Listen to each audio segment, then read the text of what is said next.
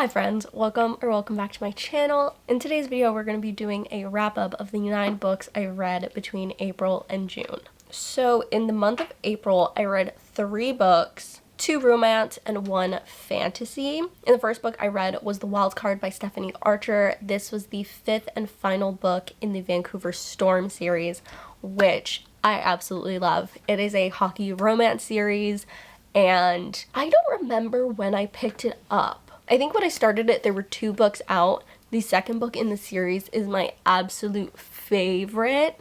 It was fake dating, like sort of enemies to lovers, disdain to lovers, if you will, esque, and that one was so good. This one was the coach of the team. And it's the coach of the team and who? Oh wait, this is not it. Me reaching for it on my shelf. Give me a second. Sorry, I don't remember. Oh, yes. Okay. He's the coach of the team, and she is secretly the daughter of the owner of the team, and he wants to retire. So he wants to bring in a new person, but everybody fears if he brings in somebody new that they will change the whole staff, the whole team, everything about it. So the only way he won't sell it to an outsider is if his daughter comes and runs the company. Interns and runs the team for a little bit. And she knows and loves everybody because she owns the bar that all the hockey players and their significant others and everybody comes to and hangs out in.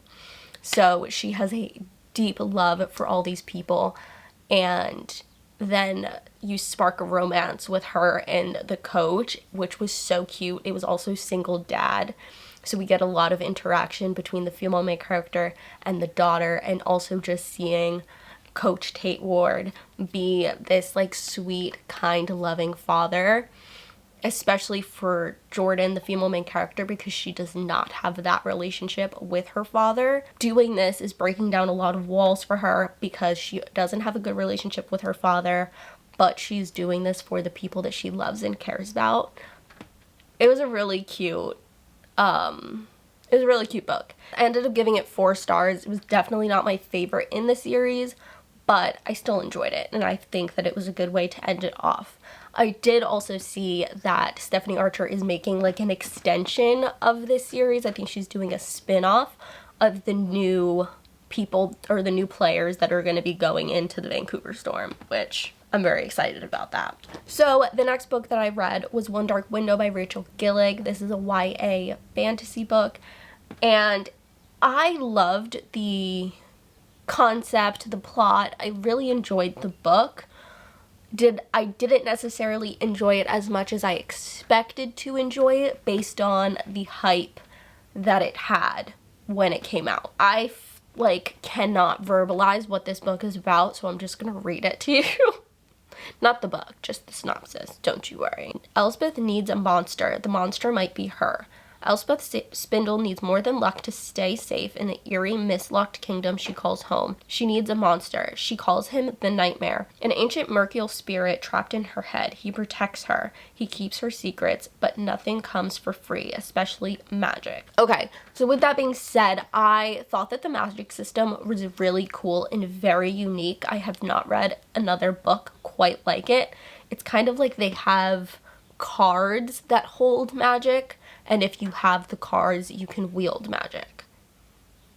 That's the vibe that I picked up, at least. Sometimes when I read fantasy books with different types of magic systems, sometimes I feel like I don't completely understand, but that's the grasp that I got. Also, the fact that I read this a couple months ago, I'm really losing it. But yeah, I thought that the romance was the little romance that is in... Was there a romance? I don't remember reading this book. I mainly listened to it, if I'm being so for real.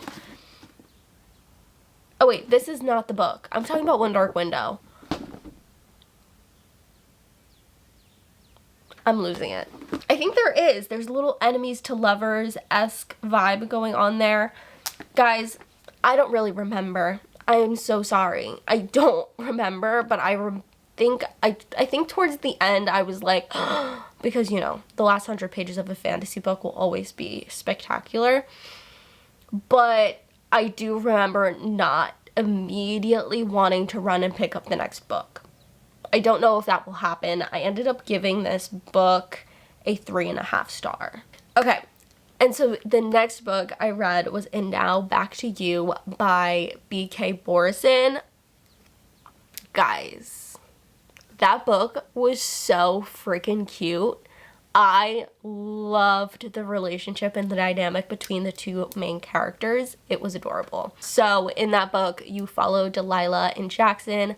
Delilah is a news reporter, a weather reporter, and Jackson also does the weather, but he does it on the radio. And the stations are right next to each other. Their parking spots are right next to each other. And Jackson definitely has beef with Delilah over her parking and doesn't necessarily love how she makes a joke out of the news when in reality she's actually being taken advantage of at work, and her boss is doing all these cruel things to her and making her do these things. So pretty much their two bosses end up saying that they need to join forces, and they go away for a week or the weekend for this massive snowstorm that is coming to town, and they have to figure out how to work with each other. But also while they're there, you can see things start to unravel, and you can see, I don't know, the camaraderie that they build during that time away, and also just they see all these different sides of each other because it's all close proximity, and they're literally stuck with each other and there's nothing that they can do, and she helps him get over his anxiety of being on camera. It's all just so cute. And also seeing Jackson, who is a caregiver for his two younger siblings, and how all in he is for them, and that everything he does is to give them a better life that their mother couldn't give them, or especially give him as a kid, and to just have them not deal with the same life and upbringing that he had. So cute. So freaking cute. It was so close to being my first 5-star read of the year, but somewhere along the line, the pacing kind of slowed down and I kind of fell off. That does not mean that I did not love the book. It got a 4.75 from me, but it was right there. It just didn't have something, I could not tell you what, that did not let it be a 5-star read. Then we go into May. Why did I forget the months? And in May, I read 3 books. They were all romance, and they were all by the same author. So May was the month that I discovered the Bardot Siblings series by Rachel Lewis, which I am so unbelievably happy that I found them because, spoiler alert, I found my first 5-star read of the year. If you have been here, you know how long I have been dying and waiting for a 5-star read. Up until that point, it had been like a 1.5 years since I had a 5-star read. Spectacular feelings were felt. Anyway, I was just scrolling on Instagram and saw like some art for the book and instantly was like, I need to read that. Whatever this is, I need to read it. And I ended up finding out that it was the 3rd book in the series. I have outrageous FOMO, so I could not just skip to the 3rd book. I had to go back to the beginning and read them all. So the first book I picked up was Yours Unexpectedly, and oh my goodness, this book was so cute. It was brother's best friend, also like childhood friends, kind of. Not really friends, but they always knew each other. He's kind of part of her family. So cute. We're also following a family of 4 siblings, I believe. 1 girl and then 3 boys. This first book is about the girl in the family. She's graduating college, but she finds out that she needs an art credit. So she ends up signing up for this class, and it turns out that her brother's best friend is assistant teaching on this class. We also find out that the female main character, Bex, has had a crush on Anders her whole life. The second she laid eyes on that man, she was like, and you know what? Valid. Brother's best friend and best friend's brother tropes always are so good. I love them every single time.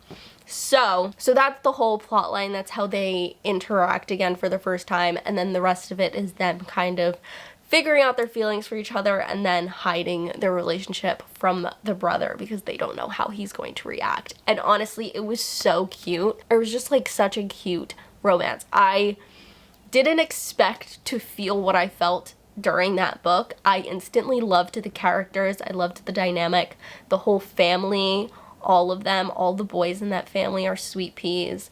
The parents, all of it. Like, it gave me the same feelings as reading Chestnut Springs for the first time, and that found family is epically amazing, and I don't know, it just really did good things for me. And so after I read that, I moved on to the next book, which is Yours Truly, right? No, it's Entirely Yours. I know yours is in all of them, I just can never remember the placement. So this was about the next brother. He's actually a twin. This one is about Julian and Thea. Thea is working at a bar right before she moves away, and she sees this guy across the bar, beautiful, stunning, gorgeous, and she's like, that would be a great way to close out my time here in this town. I need that. And he also is having the same exact reaction to her, and he's like, that's a beautiful woman. I will do anything for her. And so they agree on a one-night stand, which ends up not even actually happening. They end up cuddling for the night, and she pieces out in the morning, and that's the last he sees of her. Until she moves into the town he is from and opens a ballet studio right next door to the coffee shop he is opening with his brothers. They have a time, and bing, bang, boom, something happens, and the whole plot of the book kicks off there. I'm not going to tell you what it is, but when you go, if you go and search up this book, it will tell you what the whole premise of the book is. It very much gives Reckless by Elsie Silver. If you know, you know. It was so cute. I loved that man. He was so down bad for her instantly. She also is a single mother, and so seeing everybody interact with the kid, so cute. The relationship between them, the little bond between Julian and her daughter, absolutely adorable. I love a single parent trope. I don't know what it is, but I absolutely eat it up every single time. And then we get to the third book in the series, which is Foolishly Yours, and oh my god, that book had me in a chokehold. Absolutely. Benoit Bardot, the man he is, absolutely love him. Love him down. So this book follows Benoit and Colette, and they have known each other since they were kids. They were actually academic rivals, and one night in high school at a party, Benoit proposes that if they are not married by 30, that the two of them will get married. And somehow Colette agreed. And so we are jumping years later, I think 13 years, and Cole is just about to turn 30, and Benoit is looking at the clock and is watching it tick down because he has been yearning and longing for this woman and thinking about her ever since she left town, and he's been waiting to marry this woman. It is actually so insane, and it's beautiful. We also get a lot of neurodivergent representation in this book, which I absolutely love, and seeing Ben kind of navigate and figure out what he can do to help Colette and be the best partner he could for her, even without her even realizing it, seeing all the pieces that he put into motion just to have her and to keep her comfortable and make sure that she's getting everything that she needs and what he feels that she deserves. Oh my gosh, that man, it was perfection. Absolute perfection. Like, I couldn't have written him better myself. I couldn't write anything better myself, but you know what I mean? So obviously, that was my 5-star read. I don't think I said what I gave the other book before that. I think I gave that one a 4.5. And then Foolishly Yours got a big, fat, whopping 5 from me. A 5-star read. I was giggling, kicking my feet, swooning the entire time. There is a reading vlog for that if you want to see it. I will link it. But that was everything to me. Quite literally everything. Alright, and then in the month of June, did I only read one book in the month of June? No. No, I didn't. I read more than that. We're good. So, for the month of June, I read 3 books. We have 2 fantasy and 1 romance. That's a new record. I don't know what I was trying. I don't know where I was going with that. Anyways, so the first book I read was Light Lark, which I actually mainly listened to Light Lark. I never really picked up the book. I do have it, but I never actually physically picked it up, and I'm not going to lie, unless I'm like super locked into an audiobook, I typically don't remember it. And I fear that's what happened with Light Lark. I do remember like enjoying it. I really enjoyed the premise of Light Lark. I will just read it. Oh, there's a bug on this box. That's a problem. Oh, it's an ant too. Those bitches don't die.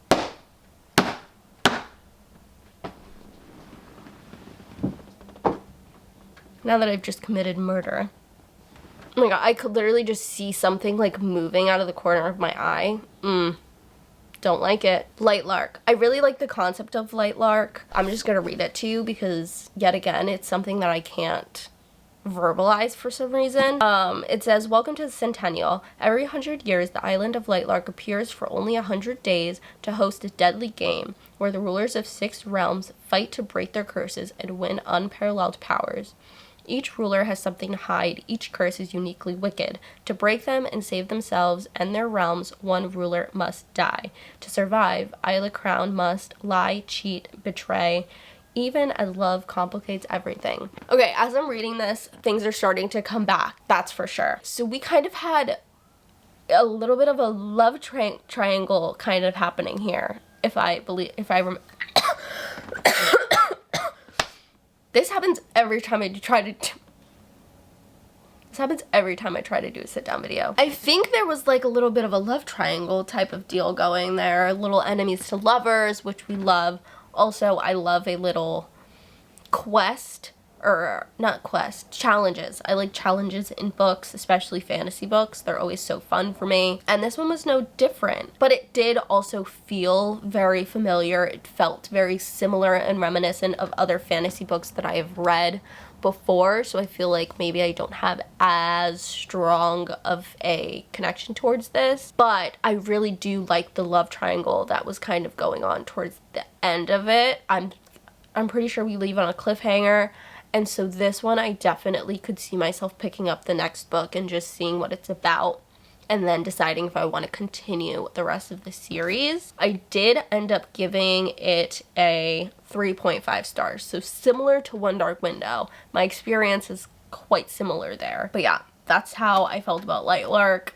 I know everybody really raved and harped on it. I don't know. Okay, sorry about that, my phone died.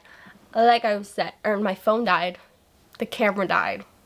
Anyway, like I was saying, I feel like a lot of fantasy books feel very similar to me as of lately, so I haven't been reading too much fantasy, even though currently right now I'm trying to get in there. I'm trying to get into my fantasy era again. So then the next book I read was Every Summer After by Carly Fortune. This was right before the show came out because, of course, I needed to be aware of the source material before I could watch the show. Duh. I will say, wait, hold on. If you don't know what Every Summer After is, it is a second chance romance. This girl's family buys a lake house in Barry's Bay, Canada, and ends up moving next door to these two boys, roughly her age, and ends up becoming friends with them, and you kind of follow year after year her relationship with one of the brothers, Sam, and dual timeline. So you have a now timeline and you have a past timeline. In the now timeline, you know that something bad had to have happened between Sam and Percy, the female main character. You obviously know something happened between Sam and Percy in the now timeline, so you're kind of working your way through her going back to Barry's Bay for the first time in years since whatever happened, and trying to figure out what happened between them and also navigate their adult lives because a lot has changed since they last saw each other. Personally, I feel like it's really similar to The Summer I Turned Pretty plot-wise. The whole beach house, two brothers, childhood friends to lovers-esque vibe. That was my instant initial takeaway from the book. And then as I got into it, I really did like the relationship between Sam and Percy. It felt very, very childish because of course they were children. And so you definitely get a coming of age type feeling from it. But my problem is we are trying to figure out and trying to get to what happened between the two of them, only to find out that I didn't like that. I did not like what happened that separated the two of them. It's been done before. I've seen it in other things and not been too peeved about it, but I did not like it in this book, which I will also say did not necessarily love the show and the changes that they made towards the end of the show and compared to the end of the book. I definitely preferred the book. But you know what? That's alright. But yeah, I ended up giving it a 3.5 stars. Well, we got a lot of 3.5s the past couple months. Oh, no. Yeah, 3.5. I was gonna say, oh, I gave it a 4.5. No, I didn't. Then the next book I read was Direbound by Sable Sorensen, which, guys, I heard a lot of talk about Direbound. I was seeing it. I've been seeing it, especially with the second book just coming out recently. I've been hearing a lot of good things about that one. So I had to get into it. Also, it was on my 26 books I would like to read in 2026. I heard a lot of people saying that it was like Hunger Games and Fourth Wing, but make it wolves, which, hey, I love wolves as much as the next girl. This was definitely an awakening. I was like, oh, so I need to read more wolf books. Duh. So we'll be getting to that.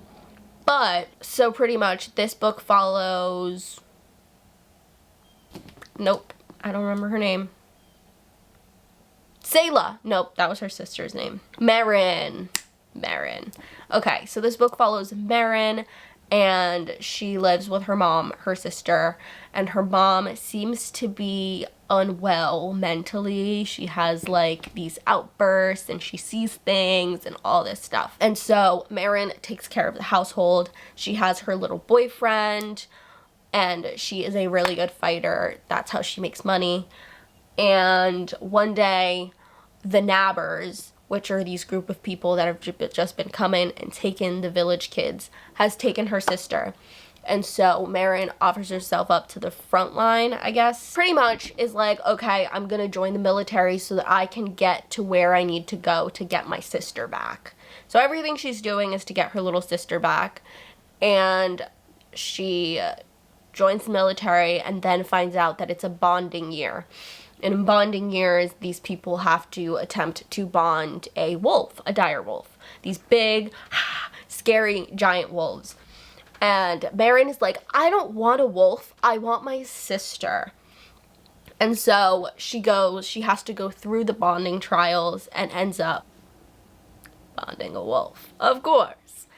And so then you see her trying to navigate all those things and also the relationships within the pack world and kind of just try to find her sister. The whole time she is trying to figure out where her sister is, what has happened to her. You can start to see a found family definitely start to come together, which I am really enjoying. It definitely was giving the Quadrant from Fourth Wing because she has her pack. The whole connection with her wolf is very similar to Violet's connection with Taryn. All of it I really enjoyed. I will say it did feel a little bit slow getting into the book, but once I was in it and I actually was really having a good time, and I'm very excited to read Fury Bound. Hopefully I will do that within the next couple months. and I ended up giving it a 4.5 star. And with that being said, those are all the books that I read between April and June. So stay tuned for my July, August, September wrap up. Hopefully it'll be more than 9 books.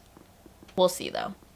Don't place any bets on it. Don't hold your breath on it. With that being said, thank you guys so much for watching today's video. If you had a good time hanging out with me, hit that subscribe button down below, and I will see you in the next video. Bye, friends.